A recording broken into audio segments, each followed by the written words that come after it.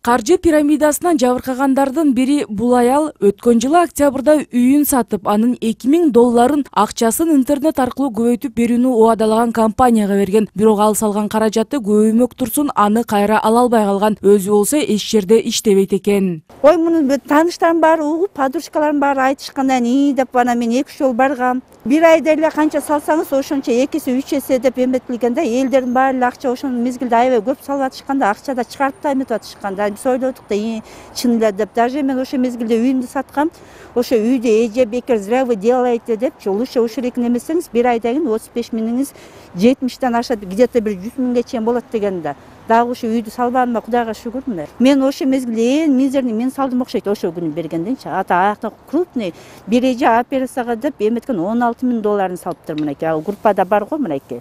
Ал жерде мен көзүмчө кычыраган солидный кишилер келип атканда. Финансы пирамидасынан жабыркагандардын дагы бири 60 жаштагы пенсионер. Ал баласы экөө каржы биржасына $14,000 салышыптыр. Анда отургандар онлайн сайт аркылуу 2 айда $30,000 табууга мүмкүн болорун айтып ишендиришкен. Атүгүл 3 кабаттуу заңыраган үйдүн сүрөтүн көрсөтүп, интернеттеги валюта биржасынан тапкан акчага сатып алганын билдирген. Айтымында акчанын бир бөлүгүн кайтарып алууга үлгүргөн, бирок калган $6,000 дайыны жок. Акчасын алган аял телефон чалууларына жооп бербей, дайынсыз кетиптир. Андыктан милицияга арыз менен кайрылган.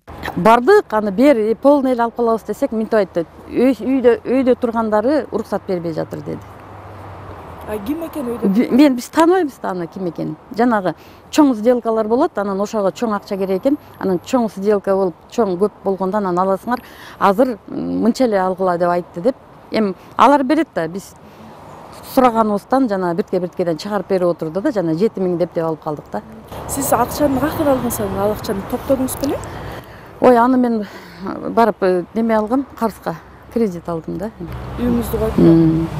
Ал мындай болду да, бул жанагы бир 2-3 ай иштесе, жакшы же 4-5 ай деле, даже жарым жылда чыгат, кредитти жаап коем да, калганын пайда көрөм дедим да. Маалыматтарга караганда 35 жаштагы аял каржы электрондук биржасын түзүп, 2 онлайн сайт ачкан. Ал жакка акча салып, бирок кайтара албай калгандардын саны бери дегенде эле 1000ден ашаар айтылууда. Алар $2,000 $13,000 чейин акча салышкан. Көз боемочулук менен алган акчанын жалпы көлөмү $2 миллион болушу мүмкүн деп болжолдонууда. Бирок так сумма азырынча расмий айтыла элек.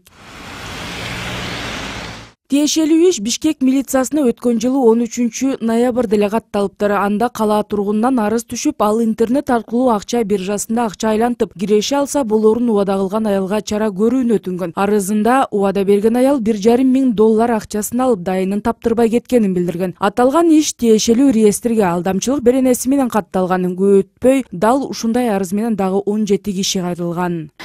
Свердлов район ички иштер башкармалыгынын криминалдык милиция кызматынын кызматкерлери тарабынан шектүү катары 1985 жылы туулган аттуу жаран кармалып, тергөө бөлүмүнө жеткирилип, Кыргыз Республикасынын жазык процесстик кодексинин 98-беренесине ылайык шектүү Бишкек шаарынын ички иштери башкармалыгынын убактылуу кармоочу жайына киргизилген.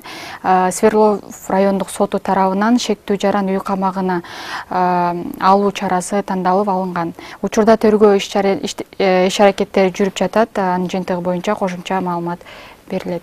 Жабыркагандардын жетөөнүн жактоочусу Шердор Абдыкапаровдун айтымында, алдамчылыкка шектелип жаткан аял азыр эркиндикте жүрөт. Жабырлануучулар менен беттештирүү да кылынган эмес. Азыр именно Свердлов роудысына дагы 17-18 эпизод болгон. Ушунча арыз жазылган да, 17-18 адамдай арыз жазган.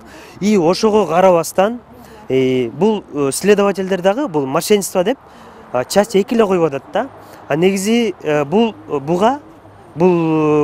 статьяга негизи 3-чү особо крупный дегенди коюш керек болчу да. Күндөн күндө арыз жазып атат да. Биз ошон үчүн интернетке чыгып, элге да кайрылып атабыз. Мага Баткенден чалып атат, Бишкектен көп киришчилер чагып атат. Мына келип дагы Свердловскийге биз арыз жазып, дагы арызыбызды көбөйтөбүз деп атат да.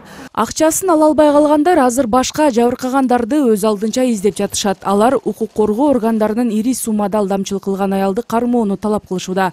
Рахат Жаныбекова, Диас Сакимбаев, НТС.